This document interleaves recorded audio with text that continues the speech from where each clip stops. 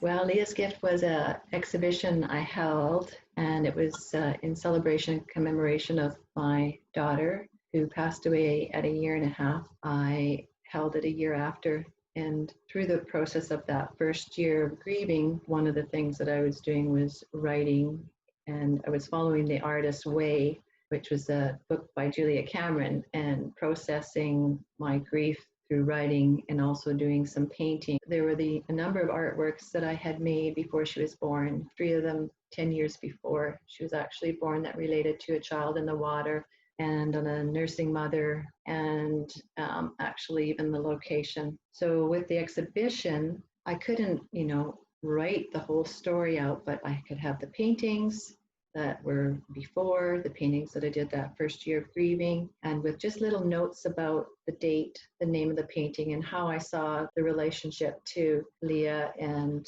my life. And, that initiated me moving into my painting full time. I knew I needed to be a painter. This was like this indication, like, I'm not supposed to manage this resort. I'm supposed to paint. In my mind, I always thought there'd be a book that I wanted to write to tell the full story, because there weren't just the paintings. There were things I said, did, and wrote. There were so many things that when I added it up, I thought, there's something else here.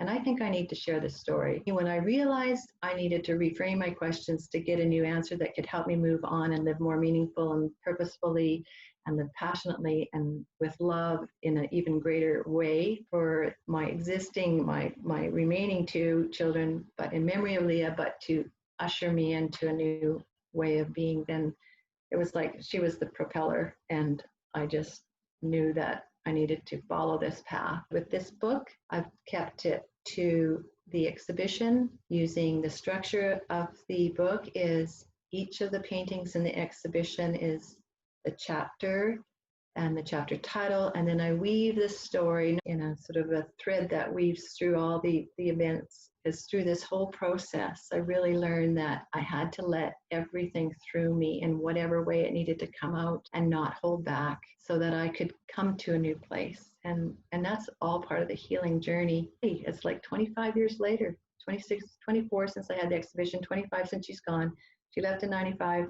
96, I had the big exhibition, and now the book's coming out 2020. It's, I think everything's timing, and everybody's on their own time. I want to just say thank you very much for actually pursuing it and following through with writing Leah's Gift. It is a gift.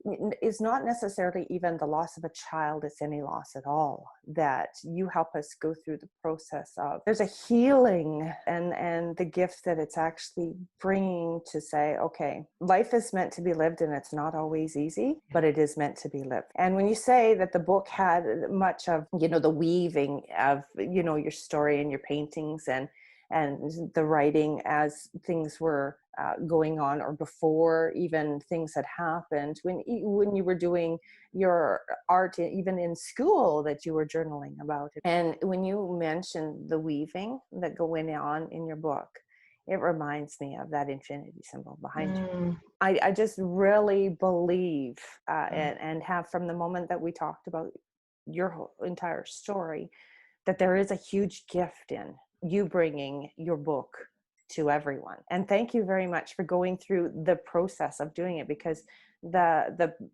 emotions that you had to go through, thankfully you had a lot of support. Lots of support. Yeah, because many get crippled in their grief. Yeah.